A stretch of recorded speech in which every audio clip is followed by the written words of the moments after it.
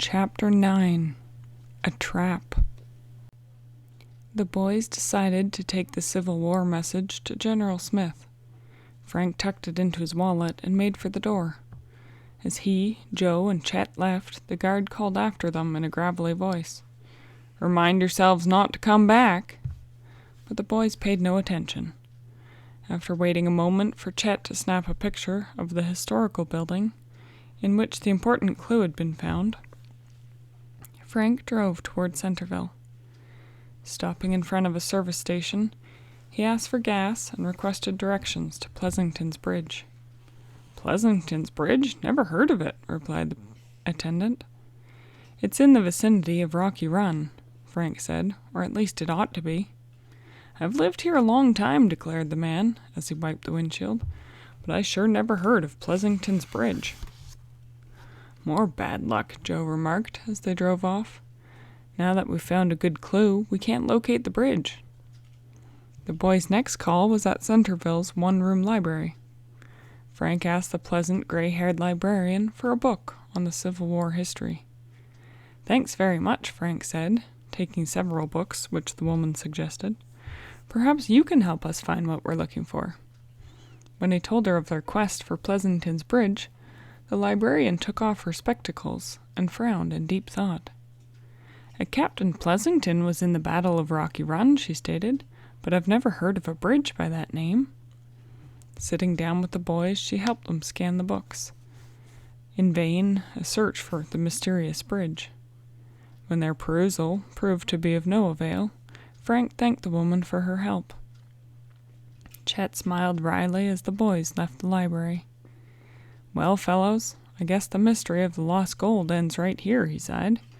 "There's not much we can do now." Frank set his jaw and snapped his fingers. "Wait! I have it!" "What?" Chet asked, as he and Joe followed Frank at a brisk jog across the square. Frank headed for the courthouse. Joe kept pace, but their stout friend lagged behind, his eye on the lunchette and candy store.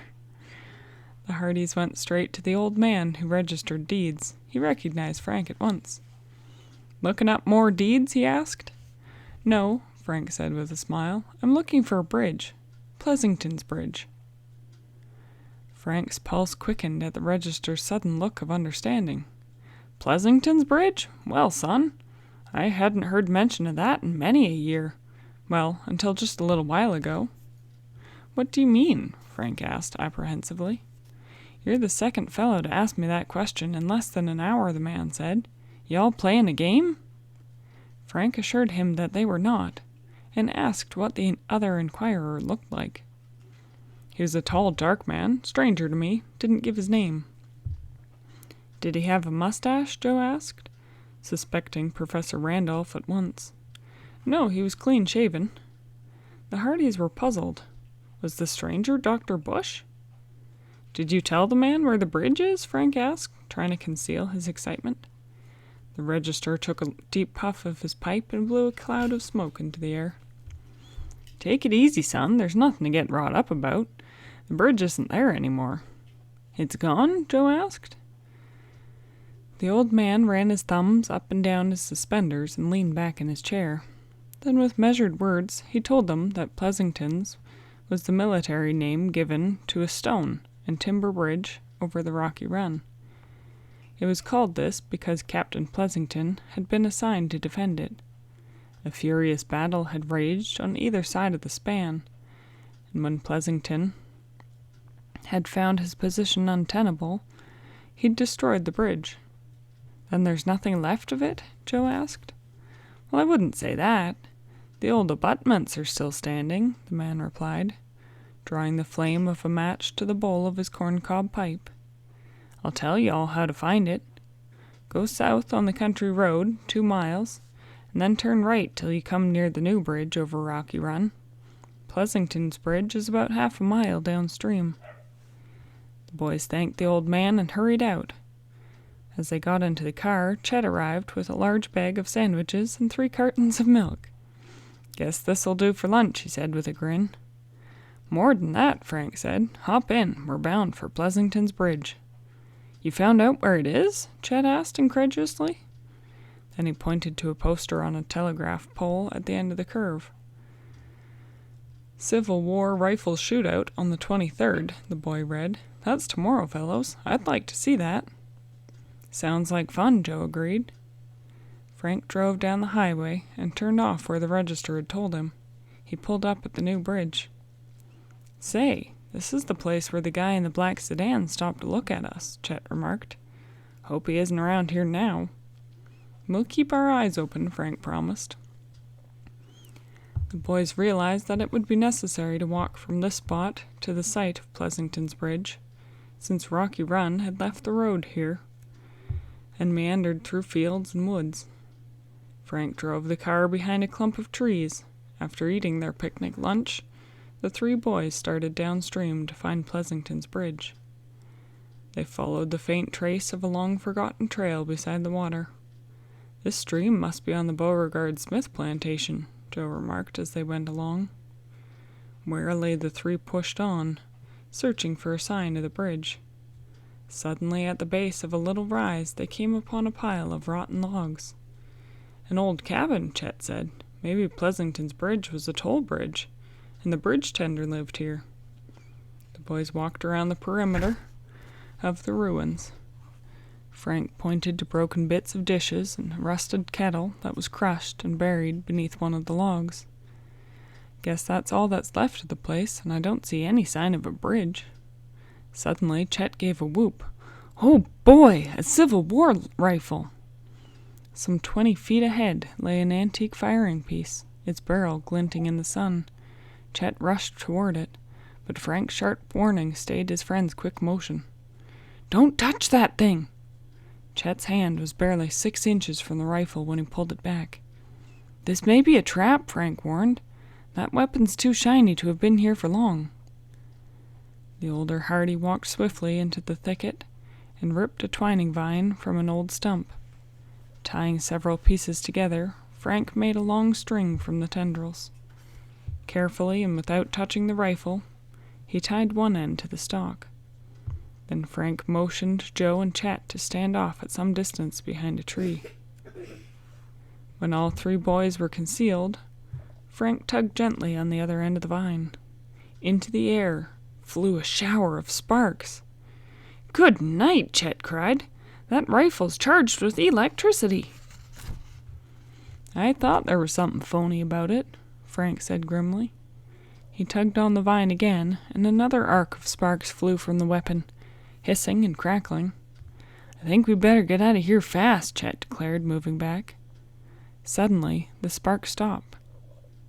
Frank felt a gentle release on the rifle, as if it had loosened from something. He pulled the weapon toward him.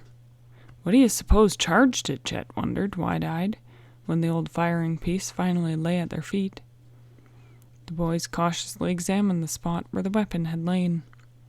They probed the grass with sticks, and Joe pointed out a long wire. "This must have been attached to the rifle," he exclaimed. "Let's see where it goes." Knowing that the wire was probably still charged, the three poked along its course with meticulous care. Just beyond, the sight that greeted the boys made them shudder. On the side of the trees was an electric power line, and looped over one of the cables was the wire that they were following. "Bush's men, or somebody, apparently, will stop at nothing," Frank exclaimed. "That trap was laid with professional skill." Standing far back from the wire, he knocked it from the overhead cable with a stick. It hit the ground, rendered harmless to anyone else who might pass by. "This proves one thing to me," Frank declared. "Pleasanton's Bridge must be near here. Come on, let's find it." Just as Chet and the Hardys started out, a flash of lightning streaked the sky, followed by a deep roll of thunder. In a minute it grew dark as night. A moment later a torrent of rain whipped at the woodland furiously, accompanied by a heavy wind which tore through the treetops. Rocky Run was almost obscured by the downpour. The boys ducked under some low bushes, hoping that the storm would subside. Instead, it grew worse. Lightning traced jagged patterns in the black sky, and thunder roared through the hills. "We better get back," Chet shouted. "It's not." A blinding flash, coming simultaneously with a terrible ripping sound, interrupted the boy. "Watch out!" Joe pitched himself at Chet, bowling him out of the way, as the splintered trunk of the tree came down only an instant before it buried itself in the bush where that boy had been crouching. "That was too close for comfort," Chet panted with fright. "Let's get out of these woods." The Hardys needed no urging. With Joe carrying the rifle, the boys quickly made their way through the howling, thrashing storm. They were drenched, and water was squishing out of their shoes by the time they reached the car and tumbled into the seats. Frank quickly started the engine and headed through the teeming rain toward Centerville. Reaching General Smith's home, the soaked boys dashed to their rooms for a change of clothes. Upon returning to the first floor, they found their host in the living room. The man was greatly agitated when he heard the story of the electrified trap. "An attempt to kill you? I'd like to lay my hands on those fiends. Where's the rifle?" "In the back seat of the car," Joe said. "I'll go out and get it." "No, wait till it stops pouring." And then the boys related the episode of finding the note in the canteen and showed it to the general. He was astonished. "This is remarkable," the officer exclaimed incredulously.